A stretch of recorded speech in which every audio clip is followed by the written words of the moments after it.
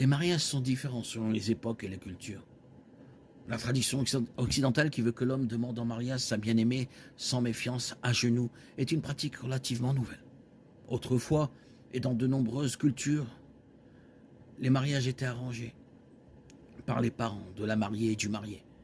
Bien que l'idée qu'une femme demande en mariage un homme soit de plus en plus acceptée, il est toujours considéré comme normal que ce soit l'homme qui fasse la demande en mariage.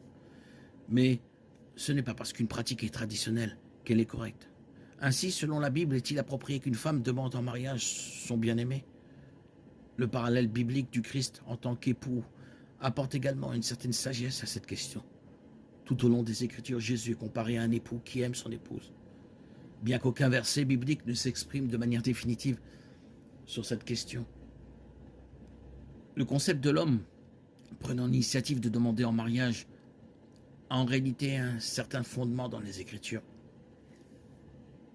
Dieu a d'abord créé l'homme puis la femme à partir d'une côte de l'homme.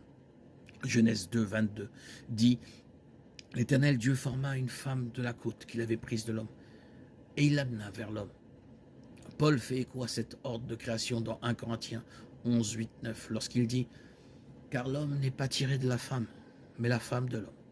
Et l'homme n'a pas été créé pour la femme, mais la femme pour l'homme. » Il poursuit en expliquant que cet ordre fait partie du plan divin en matière de leadership et qu'il ne repose pas sur des mœurs culturelles, mais sur l'intention de Dieu.